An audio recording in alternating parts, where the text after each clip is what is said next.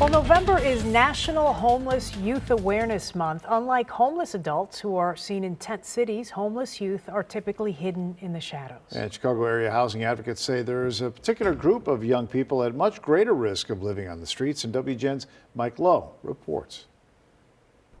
I could put a 1 on top of there, Sometimes just like that. it seems like the cards Oh, why would you reverse it to him? Go ahead. are stacked against William Morgan. The 21-year-old from Chicago's Austin neighborhood Because I'm gay. is comfortable with his sexual orientation. The problem is, other people are not. Yeah, I've been bullied all high school, elementary school, so I've been through it all. Can you tell me what people have said? Gay, punk. It was just like really bad. He was living with his aunt, and shortly after he came out, he was kicked out. He briefly went to live with his grandmother, only to find another troubling situation. My grandma's house, like my dad's currently on like drugs right now, so I basically like contacted a friend. I was like, I'm not in a good state right now. Like, can I like stay with you? He is one of 12,000 young adults in Chicago who find themselves without stable housing on any given night, according to the Chicago Coalition to End Homelessness. But he also represents a group at even greater risk, the LGBTQ+ community. According to a study by Chapin Hall, a research organization formerly affiliated with the University of Chicago, LGBTQ+ young adults are 120% more likely to be homeless than their straight peers.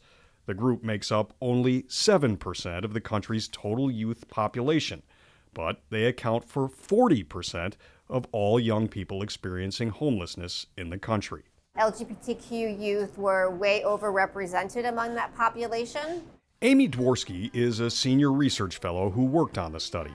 She says that a variety of reasons, ranging from drug abuse to violence and from mental illness to poverty, can lead to homelessness in general. But in the case of LGBTQ+ youth, it's typically a single factor. They were simply being themselves. These young people, they're homeless not because of some bad behavior on their part. It's not their fault that they're homeless. It's largely a lot of systemic factors. And so we should really be doing all we can to help them find housing and stay housed.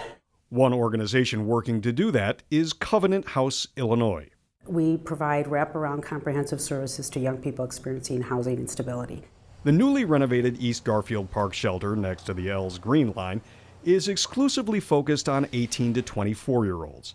Its CEO emphasizes inclusivity and safety. It's in our signage, in our space, and in our staff that we have, being reflective of the young people that we serve. Nearly a quarter of the shelter's residents identify as LGBTQ+. We know that the LGBTQ+ population many times are seeking safety and sanctuary outside their home because their home is not welcoming, and being able to find spaces that recognize them, that provide affirming services is very difficult.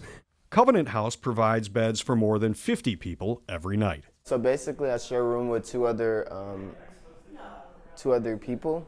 I have the top bunk, Jaden has the top bunk, and then Devon has the bottom bunk. I'm still like organizing it. Morgan showed us his room with a view. At night, it's like the best view ever. I wish I can see this view like almost, I would love to live here.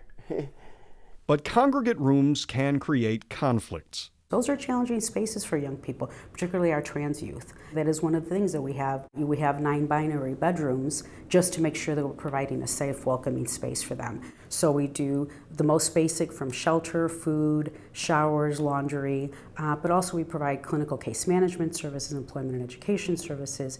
Unlike adult homelessness, visible in tent cities or panhandlers on the streets, youth homelessness can be an invisible problem.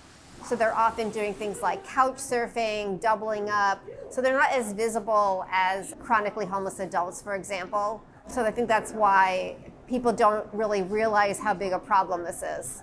Covenant House is working to make sure young people, No, it's my turn. especially those in the most vulnerable populations, It's over with. It's over with. don't get lost in the shuffle. Now you gotta draw 34 cards. Like, In East Garfield Park, cards, Uno. Mike Lowe, WGN News.